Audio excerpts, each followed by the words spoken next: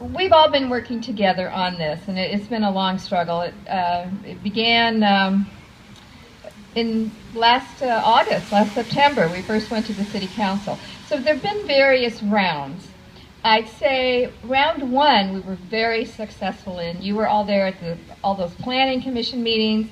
The Planning Commission understood how important it is for the city to use the one power it has, which is the power of zoning, to really make a difference in protecting our public property and maintaining our civic center for public and cultural uses, which it always has been, and that shouldn't change. So round one, we did very well.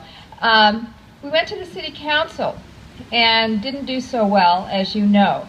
Rather than the 9 uses that were public uses that the Planning Commission recommended to the Council, after all their meetings, all their consideration, instead, because of an amendment by one of the more conservative council members, they went back to the drawing board and said, look at all the 29 uses that currently exist in the Civic Center District and analyze them and bring it back to us.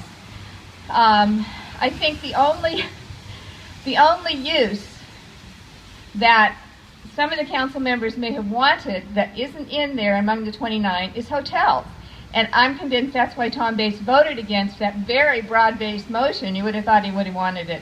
But it didn't have hotels in it, and so he voted no on that. Other people abstained, and it passed. So what that means is the zoning overlay is still alive. It didn't die that night, which some council members probably wanted it to. It's gone back to the planning department. They are going to have to analyze, do kind of EIR, environmental impact, etc., analysis for every one of those 29 uses. Or some of them can be a negative declaration, which means they'll say, oh, it wouldn't be any different because it already exists, or it wouldn't cause any more impact on the area here. But that's going to take a long time, unfortunately. And it's going to go back to the Planning Commission once for what's called definitions, i.e., what is a museum? Well, in the world of planning, you have to be very, very exact, apparently.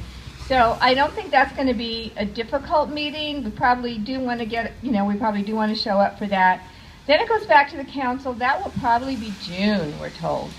So we will end up with a process that lasts almost a year. I know that Jesse said, well, it took us 3 years to get the affordable housing ordinance passed. So these things, unfortunately, at times can take a very long time.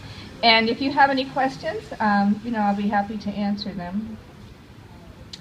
Yes? Could you please tell me if there are negotiations going on right now between the post office and Tom Bates?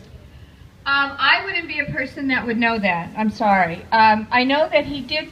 I think we all saw his discussion with, was it Samra? Does somebody remember Samra? That he had some months ago but Samra did not respond, as far as I know, to that. At the council meeting that we all attended, the city's attorney, Tony Rossman, suggested that there be an open negotiation that take place, that the Postal Service had 48 hours to respond and say yes, they would participate in that. They did not do that. So moving forward, and I see Jack is here, so she'll be able to explain what the situation is in terms of any kind of legal situation with the city, and also with the legal precedent that's been set in other parts of the country.